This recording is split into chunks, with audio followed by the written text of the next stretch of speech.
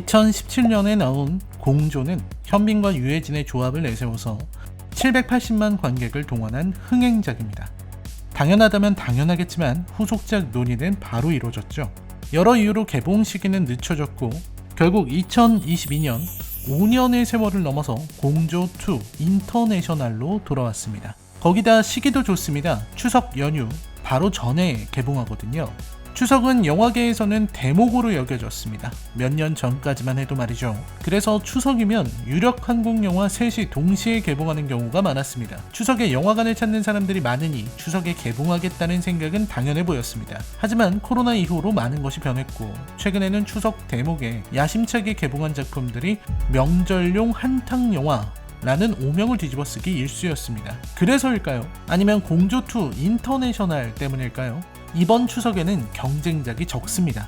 조금 더 강하게 말하자면 이번 추석은 공조2의 동무대가 될 가능성이 큽니다. 물론 탑건2 매버릭이라든지 한산 용의 출연 같은 롱런하는 작품이나 645가 있긴 하지만 공조2에 맞서기에는 힘이 많이 빠진 상태입니다. 결국 추석에 개봉할 영화가 없어서 알라딘이 재개봉하는 정도니 말은 다 했죠. 그렇다면 공조2는 과연 추석의 승자가 되기에 적합한 영화일까요? 오늘 제 리뷰는 바로 그 지점을 파고드는 것이 목적입니다. 추석 연휴에 이렇게 올라버린 영화관 티켓 가격에도 불구하고 돈을 쓸 가치가 있는 영화인지를 살피겠다는 거죠.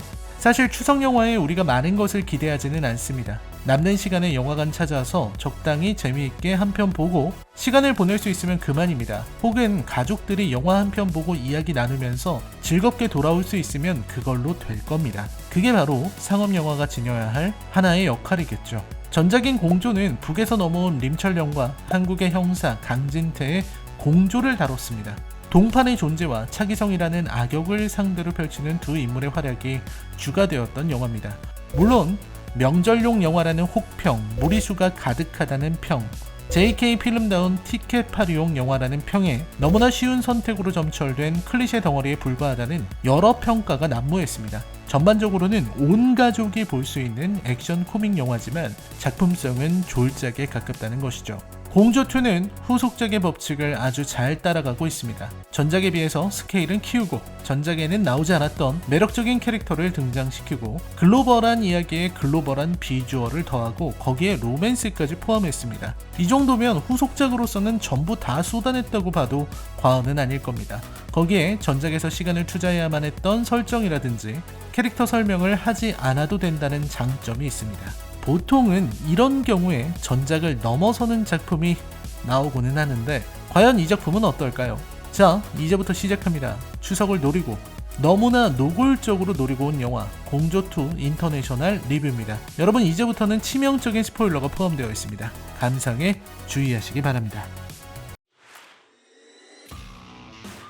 공조2 인터내셔널은 그야말로 역대급 빈집털이에 성공하고 있습니다. 유독 이번 추석엔 공조2에 맞설 영화가 없었습니다. 블랙폰 같은 영화는 아예 폭망해버렸고 다른 영화들은 언급도 안 되는 수준이죠. 훨씬 전에 개봉한 645가 오히려 선전했을 뿐 과거처럼 추석 연휴를 노리고 나온 대작들이 다투는 일은 없었습니다. 추석 연휴가 짧기는 했죠. 그 결과 공조2의 성적은 순항했습니다. 일주일 만에 손익분기를 넘겼으니 이쯤 되면 영화사, 투자자들 입가에 미소가 떠나지 않겠죠.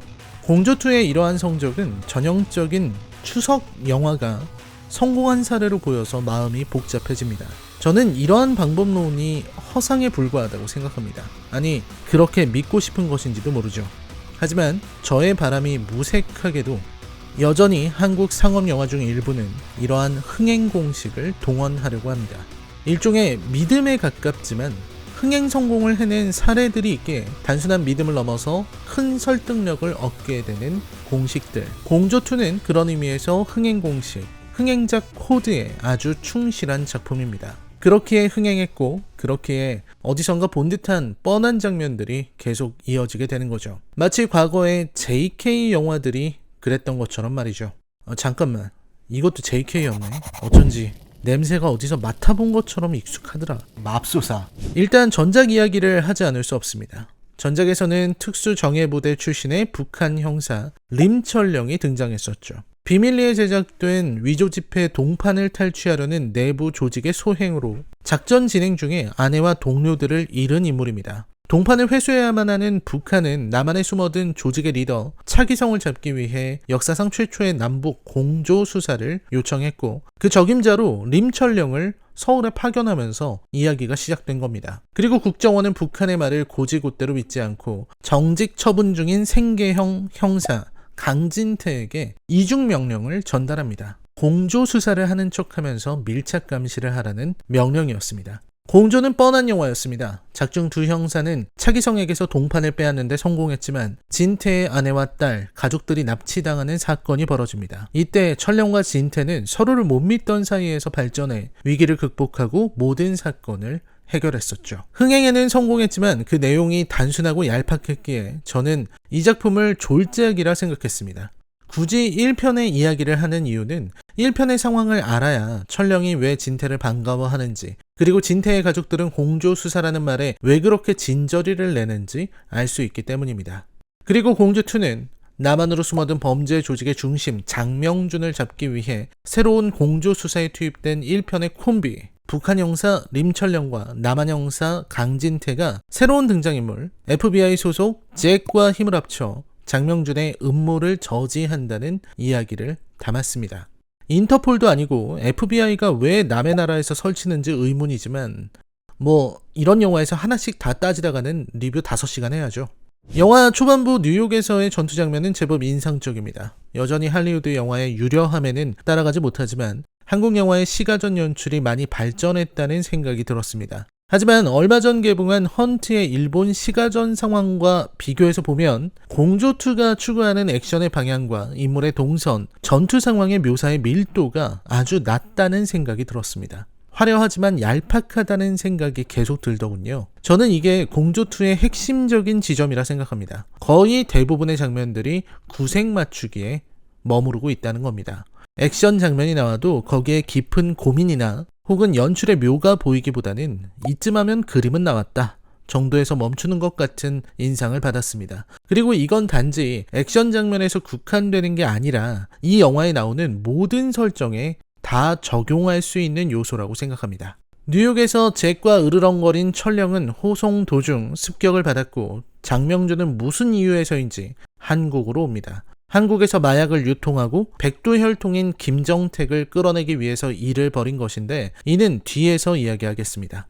아무튼 장명준을 잡기 위해서 철령이 한국으로 오고 형사들이 모두 철령과의 수사를 기피합니다. 지난 동판 사건 때 림철령과 엮인 형사들이 많이 죽거나 다쳤기 때문이죠. 결국 답은 하나였습니다. 강진태죠. 진태는 광수대 복귀를 위해서 아내의 반대에도 불구하고 다시 한번 철령과의 공조에 나섭니다. 전작과 다른 부분이 바로 여기입니다. 전작에서는 각 캐릭터가 가진 배경과 사정, 서사를 설명하는데 많은 시간을 할애해야 했지만 공조2는 이 부분을 생략하고 곧바로 공조에 돌입할 수 있습니다. 그만큼 속도감은 높아졌고 오락성은 더 나아졌죠. 전작에서 내내 어두운 표정만 짓고 있던 철령의 캐릭터도 좀 더 밝고 능청스러워진 것이 인상적입니다. 이후 뷰티 유튜버로 나름 성장한 박민영의 여전한 모습이 나오면서 한국에서의 코믹한 진행이 이어집니다. 민영은 철령이 다시 한번 공조를 위해 한국에 온다는 이야기를 듣고 마치 자신과의 운명적인 사랑을 완성하기 위해서 온다고 착각하게 된다는 거죠. 민영이 정도 되는 인물이 뷰티 유튜버로 성공하지 못한다는 것이 의아하긴 하지만요. 일단 액션이 돋보이는 작품이라고 할 수 있습니다. 액션에 많은 공을 들인 게 눈에 그대로 보일 정도입니다. 전작인 공조에서도 두루마리 휴지를 이용한 액션 같은 걸 보여줬었는데 전작처럼 여러 도구를 이용하려고 노력을 했고 액션의 합을 잘 맞추려고 했던 것이 눈에 확 들어오죠. 맨몸 격투 장면에서는 성룡 영화를 참고한 것 같다는 인상도 들더군요. 파리채는 좀 너무했지만 캐릭터의 변화도 저는 만족스러웠습니다. 우선 앞에서도 말했듯이 캐릭터가 부드러워진 철령이 진태와 잘 섞이는 게 보기 좋았습니다. 전작에서의 딱딱한 분위기가 확 풀어지니 보는 사람도 편안해지더군요. 그리고 현빈은 이런 캐릭터가 잘 맞는 것 같아요. 협상이나 꾼에서 보여준 사기꾼 같은 능글능글한 캐릭터보다는 림철령 같은 인물이 자연스럽게 맞는 것 같다는 인상을 받았습니다. 유해진이야 두 말이 필요 없는 인물이지만 작중에 벌어지는 그 답답한 상황들, 범 범인 못 잡았다고 좌천되거나 목숨 걸고 싸우는데 형편없는 대접을 받는 장면에서는 진태의 감정이 너무 잘 전달돼서 고구마를 한 5개를 연속으로 먹는 것 같은 갑갑함이 느껴졌습니다. 다니엘 해니의 잭은 너무 멋진 캐릭터고 그 멋진 캐릭터 그 자체로 끝나는 인물입니다. 작품 내내 삼각공조를 강조하지만 정작 잭은 보조적인 위치에서 머물고 말죠. 마지막에 적진으로 침투할 때도 잭은 떨어져 나와서 가족들을 지켜주는 역할을 수행합니다. 비중이 더 높아져도 이상할 게 없는 인물인데 영화는 그저 분위기 전환을 위해서 잭을 소모하고 있습니다. 물론 그 잘생긴 외모 덕분에 인상은 깊게 남지만요. 유나의 민영은 좋은 캐릭터고 민영을 둘러싸고 벌어지는 로맨스 자체도 전작보다 강조되었습니다. 로맨스에서도 경쟁이 시작되는 건데 확실히 전작보다는 좋은 로맨스를 보여주고 있지만 그렇다고 여성 캐릭터의 활용이 전작보다 나아진 건 아닙니다. 5년 전과 크게 다르지 않은 모습은 실망스럽죠. 물론 이석훈 감독은 민영에게 미행이나 잠복 등의 임무를 주기도 합니다. 하지만 클럽 장면에서는 정작 민영의 비중이 줄어들고 철령이 모든 것을 가져가죠. 여러모로 아쉽습니다. 진선규는 좋습니다. 마치 전작의 철령을 보는 것처럼 진중하고 어두운 모습이 인상적이죠. 범죄도시와는 전혀 다른 인상을 주면서 북한에서 음모를 품고 온 캐릭터를 설득력 있게 표현했습니다. 진선규는 순한 역할도 악한 역할도 전부 해낼 수 있는 참 대단한 배우인 것 같습니다. 다만 장명준이라는 인물이 마지막까지 목숨을 걸고 철령과 맞서야 할 이유가 있었는가 하는 의문이 드는 점이 아쉽습니다. 명준이 김정택을 끌어내기 위해서 작전을 펼쳤고 북한 내부에서는 신과 같은 지위에 있는 이른바 백두혈통을 끝내기 위해서는 한국에 와야 한다는 것까지는 이해가 됩니다만 굳이 독가스를 풀어서 전부 죽이겠다는 자살 테러 같은 행동을 왜 하는지 모르겠습니다. 명준 자체가 사이코패스 연쇄살인마인 건지 아니면 서울을 독가스 바다로 만들어서 적화통일을 하겠다는 미친 인물인 건지 그것도 아니면 마약을 너무 해서 머리가 획 돌아가 버렸는지 모르겠지만 김정택을 용의 주도하게 암살할 수 있을 정도로 냉정했던 모습과는 전혀 어울리지 않죠. 보기 쉬운 오락 영화고 많이 생각할 필요도 없는 데다 추석이면 늘 찾아오는 현빈이 있으니까 볼만한 영화 정도는 됩니다. 하지만 딱 그것뿐인 영화입니다. 피식거리는 웃음과 코미디도 있고 나름의 반전도 있습니다. 그리고 확실히 제작비를 어디에 썼는지 눈에 훤히 보이는 액션들도 있고요. 관대하게 바라본다면 이만하면 나쁘지 않은 영화라고 할 수 있을 겁니다. 다만 이것만으로 커버하기에는 129분의 러닝타임은 너무 길어요. 중반쯤에는 영화가 늘어지는 게 피곤하게 느껴지더군요. 앞에서도 말했듯이 이 영화의 문제는 바로 얄팍함에 있습니다. 포장은 그럴듯한데 그 안에는 아무것도 없는 영화. 그게 바로 공조2입니다. 잭은 미국에서 왔고 뭔가 그럴듯하게 보이지만 정작 하는 일은 거의 없죠. 북한이 연루된 사건이고 거리며 건물에서 총격이 벌어지고 사람이 죽어나가지만 사회의 반응은 미적지근합니다.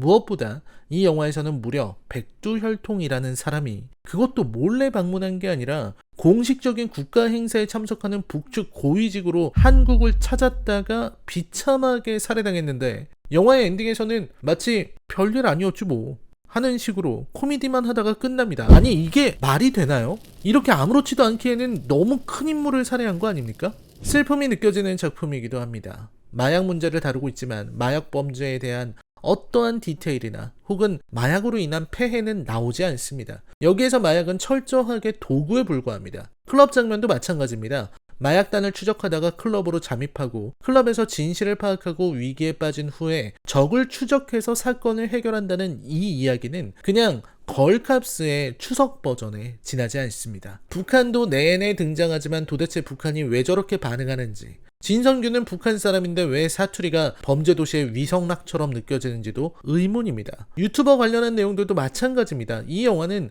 어느 하나 진지하지 않아요. 그렇다고 재미가 없느냐고 묻는다면 저는 선뜻 대답하지 못할 것 같습니다. 이런 오락 영화의 미덕이 결국 킬링타임에 있다고 본다면 적어도 이 영화는 기능만큼은 제대로 수행하고 있거든요. 마치 범죄도시2처럼 말이죠. 영화 공조2 인터내셔널에 대한 제 평점은 10점 만점에 4점입니다. 흥행에도 성공했고 잘생기고 예쁜 배우들이 나와서 액션을 펼치는 걸로 끝나는 영화. 그 안에 어떠한 진지함도 설정의 치밀함도 없는 그저 무늬만 그럴듯한 영화. 이것만으로도 흥행에는 충분했던 걸까요? 라이너의 컬처쇼크 영화 리뷰는 계속됩니다. 시청해주셔서 감사합니다.